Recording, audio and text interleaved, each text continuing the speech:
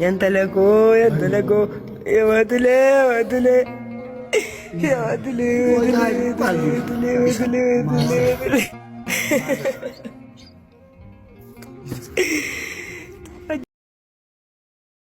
qabiyyeen viidiyoo kanaa isirra faasisuu mala waan addaati.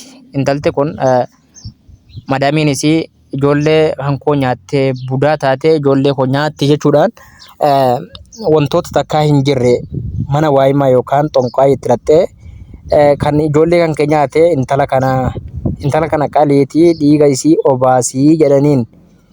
Sanaan booda intala ergi biirootti deebifte booda bakka biiroo sanatti lattee hammaama keessatti shintibeetii keessatti murtoo kana irratti fudhatte jechuudha. Qabiyyeen viidiyoo kanaa isin aarsuu fi isin mufaasisuu mala garuu wantoota takka gurguddoo irraa barattan jedheetan abdii qaba. Asirratti wanti jechuu barbaadu seera hojjetaa fi hojjechiisaa guutachuu qabdan. Lammiileen biyyoota adda addaa keessatti facaatanii hojjettan miidhaan garaagaraa yeroo garaagaraatti kan isin mudatu ta'a. Akkamitti of eeguu qabdan? Akkamitti tikfamuu qabdan? Akkamitti nagaan baatanii nagaan galuu qabdan? Xiyyeeffannoo barbaachisaa hangaruma sagantaa kanaatti naa waliin tura. ብዙ እንዳያዩ ቪዲዮ ነግሬያለሁ። እኔ ቤት ራሱ አቡዬ በጥንቃቄ ነው ነገርኳቸው። ስናሳይ እናትየውን ይዛችሁ ውጡ እያልኩ ነው መጀመሪያ እንትን ብለው። ስለዛ ቪዲዮ ይረብሻል። እንኳን እናት ሌላ እናት የሆነች ሁሉን ሴት የሆነችን ነው ይረብሻል። እኔ ይሄ እንተለ ከናረት ከሚዳንገገፈም ያውቱ ቪዲዮን ወራበሙት ጀረከኛ ቢያ አረባ ከና ከሰቴ ቢየ ሙስሊማቲ ሀጀኑ ማለ namoonni takka seera biyyattiis illee hin beekanii amantii islaamaas shari'aa hin beekanii wajjin sheeyxaanaa yookaan abbaa murraa duraanuu hawaasa walitti buusuu lubbuu balleessuudha. Wajjii sheeyxaanaati kun amantii lammanuu keessatti beekamaadha. Wajjin sheeyxaanaa nama balleessuudha, nama ajjeesisuudha. Inni wanti inni barbaadu dhiiga sana. Arabni immoo gowwaadha. Ijoolleen kan keenii fayyitiin intala sana ajjeesii kaddaamaa kan kee ajjeeti jennaan billaa fudhattee itti baatee qotoqqottee jechuudha. As keessatti kabajamtootaaf jaalatamtoota keenya wanni isin beekuu qabdan dura gizee gaafa dura biyya kaatan seera yeroo guutatan paaspoortii keessan nama eenyutti akka kennitan amma intaltii isii kana fiddee warra habashaati akkasiin jedhaa jirtu of fanniftee ofiin of ajjeeftee jedhaa jirti. Silaammoo Oromoo taatee tarkaanfiin kun akka inni irratti fudhatamu hin eeyyamtu jechuudha.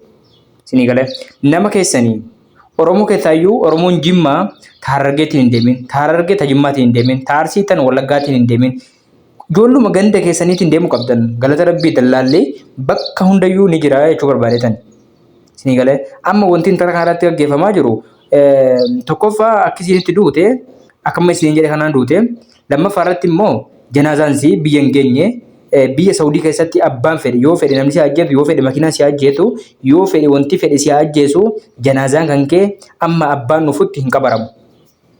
Wanti nuti dhagaa jirru immoo janaazaan intala kanaa ji'a sadii dura qabarame. Silaa qaallitti madaamiin kun ajjeesuu dhiiftee silaa harka namaatiin ta'uu dhabee harkuma namaatiin yoo ta'eyyuu biyya Saawudii keessatti gumaan kaffalamee birriin kaffalamee namni amma abbaan firrii waasiin dhufutti tallaajaa ta'a. Tanaan janaazaan garuu kan isii kana tallaajaa ta'uu miti waan shortaa yookaan poolisiinuu arginatti hin fakkaatu akkasumatti ajjeesanii waan fedhan sana guutatanii waan waraabbatan irraa waraabbatanii akka tokko hin jettetti kaa dhiiga sana gizee ajjeeftee kaatee dhiiga sana obaasii ijoolleen kan keenii fayyitii jedhaniin. As keessatti wanni isin hubachuu qabdanii waan ajaa'ibaati. Rabbiin gaafa nama fattanu suma fattanaa qadaan kan kee gizee geessi bakka itti duutu biyya siyaamti. Intaltii mana siidhattee ijoollee lama qabdi jedhan ijoollee dhiiraa. Tokko hirraa ta'e akka nama qalbii hin qabne akka nama maraatu ta'e. Tokko immoo hin laamshee oluma ka'uu dadhabe. Sanaan booda haakima garaagaraa bakka garaagaraa geessanii dadhaban. Booda mana xonqaa yookaan waa himtuu deemanii ijoolleen keenya akkas taatee akkam goona jennaan kaddaamaa kan kee kan gaafa sana dhufteetu nyaattee ijasiitu budaadha. Ijoollee kan kee hin fayyitu abbaan fedhe fayyisuu hin danda'u isii ajjeesi dhiigatii ammoo fuudhii ijoollee kan kee obaasi jumaan fayyitii jedhanii. yaa rabbi balaan jirre gadi buusi. yaa rabbi Ameerikaatti kaasi. yaa rabbi la Ameerikumti takku shamarran fixan lafarra ilaa mucaa xobbee kana akka jedhu ajjeesanii waan garaa isin nyaatu keessattuu bushtiin keenya immoo isin Itoophiyaa jedhamtu jechuudha. Bushtiin kan Itoophiyaadha. An Itoophiyaadha ofiin jettu waan isin jettu walumaan dhaggeeffannaa laala. Bineensa Share godhaa hundi keessa. Mucaan kun sagalee barbaachisa. Sagalee barbaachisa mucaa kana. Ni galee. Maal maqaan si chut. Bareechaa dhaggeeffadhaa la. Mucayyoon inni gaama sagaleen koo. Shaanxarran kaadhee la dhubbee. Waan irra kaadhee hin qabu. Mucayyoon share godhaa hundi keessa.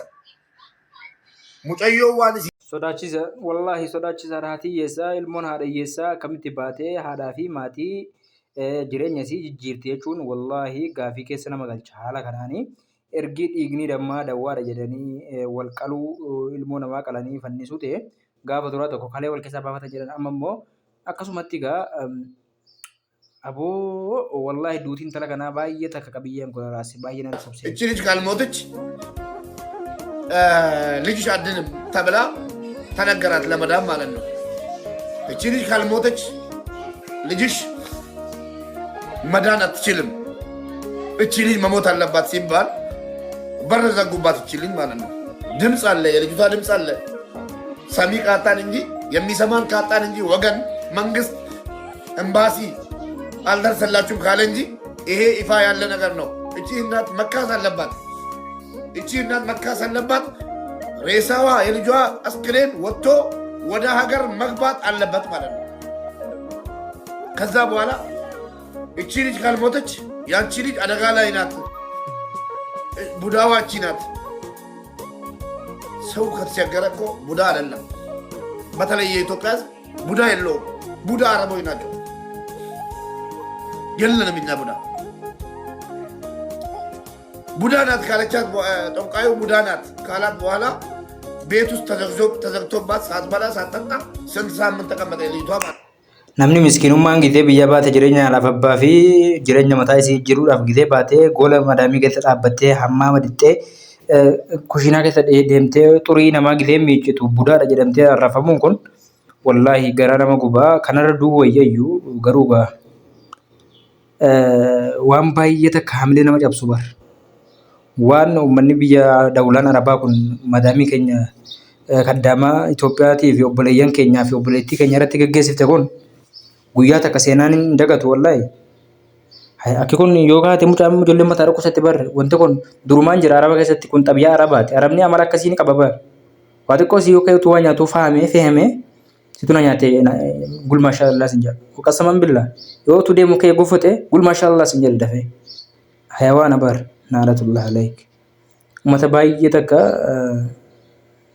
nama ta'u miti. Bakka zim jedhaniituma qadara rabbiitti nama nan.